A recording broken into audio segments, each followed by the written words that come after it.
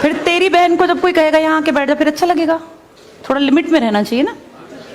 बैठ जाओ बेटा। चलो अपने देखो, अपने व्यवहार को ऐसा रखो जैसा तुम दूसरे के साथ करो, तुम्हारी बहन के साथ वही होगा। यहाँ नहीं, जहां वो कॉलेज में जाएगी वहां होगा, बस में होगा, ऑटो में होगा। समाज सबसे मिलके बनता है। तुम घटिया हो ना किसी के लिए, तो तुम्हारी बहन के लिए 100% कोई ना कोई घटिया। भगवान जो है कर्मा रिटर्न्स बैक है, ये सीधी थ्योरी है ये। और ये मैं अपने लिए भी मानती हूँ, मैं अपनी बेटी के लिए भी मानती हूँ। मैं जैसा कर रही हूँ ऐसा ही मेरे साथ होगा, या मेरे घर वालों के साथ। तुम जैसा कर रहे हो ऐसा तुम्हारे भाई बहनों के साथ होगा ही होगा। हम किसी भी बेटी के साथ गलत करेंगे ना, तो अपने आप को इसके लिए तैयार रखना कि मेरी बहन भी पढ़ने निकलेगी। आज छोटी है तो कल निकलेगी। चाचा की बेटी, मामा की बेटी, ऐसा नहीं कोई घर में रिश्ते ही ना हो, माँ भी तो होगी।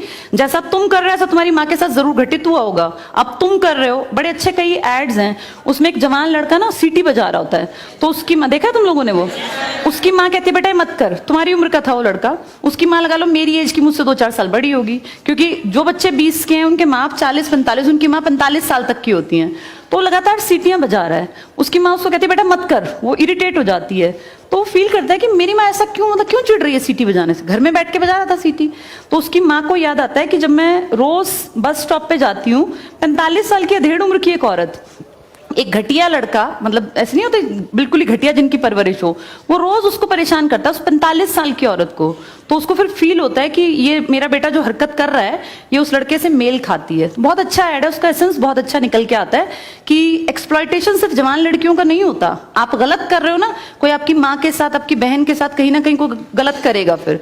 इसलिए समाज को अच्छा बनाओ, क्लास को ऐसा बनाओ, कोई लड़की वहां से अगर आ रही है और तुम कह रहे हो यहाँ आ जा, तो ये ठीक है। ये अपने आप सोच के देखो, ये हमारी परवरिश को भी दिखाता है कि हमारी परवरिश कैसी माँ ने की है। अपनी बेटियों को जितने हम संस्कार देते हैं ना, उससे ज्यादा बेटों को देने चाहिए, क्योंकि गलत करने वाले लड़के ही तो है ना, किसी के प्रति गलत कमेंट करने वाले। ये ठीक नहीं होता।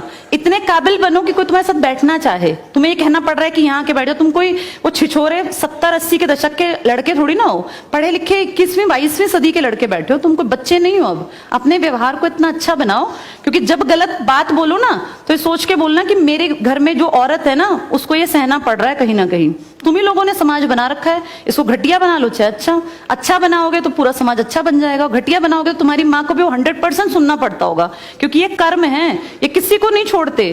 तुम सबको चार दीवारी में नहीं रख पाओगे, तुम्हारी माँ को भी कहीं ना कहीं बाहर निकलना पड़ता है। चाहे वो मार्केट सब्जी लेने जाती हो, गाँव में रहते हो तो गली में तो निकलती है ना, उसको भी सुनना पड़ता होगा, क्योंकि समाज बनाने वाले तुम ही लोग हो।